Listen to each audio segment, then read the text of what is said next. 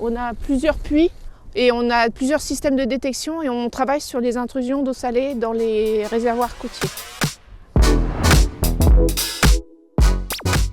Je m'appelle Muriel Geraer, je travaille au service TMP de Géosciences Montpellier. C'est transfert en milieu poreux et je suis ingénieure en hydrogéologie.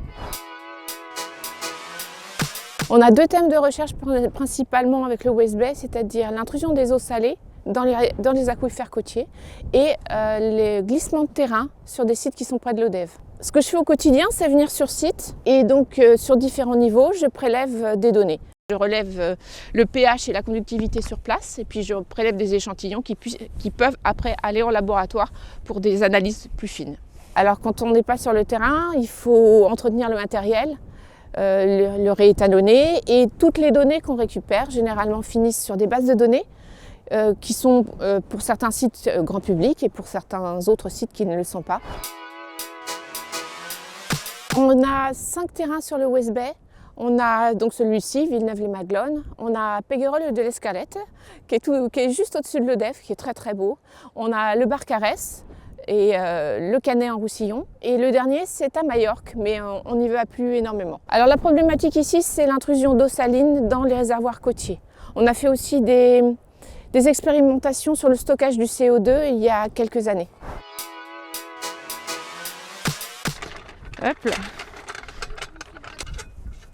Ça c'est le trépied avec le treuil qui va me permettre de descendre la sonde de prélèvement. Ce puits-là va jusqu'à 60 mètres et il est entièrement tubé pour pouvoir laisser passer la sonde et faire des mesures très précises. C'est celui qui me permet de faire toutes les données que je recueille sur le terrain. Le West Bay.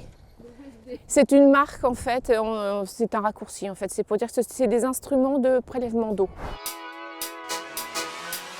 C'est jamais routinier en fait. On a l'impression que c'est toujours les mêmes sites, toujours les mêmes niveaux, mais en fait le matériel, le climat, tout fait qu'à chaque fois c'est tout à fait différent et il faut s'adapter et rebondir assez vite pour pouvoir faire ce qu'on a à faire.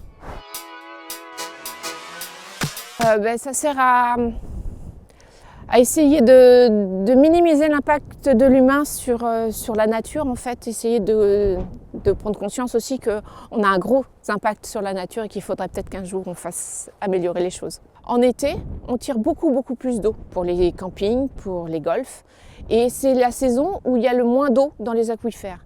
Ce qui fait que plus on prélève dans les aquifères, plus l'eau salée de la mer a tendance à rentrer dedans. Et si on continue comme ça, un jour, ces aquifères, ils ne pourront plus nous fournir de l'eau. Et ça sera désastreux pour nous, mais je pense que c'est désastreux pour la planète aussi.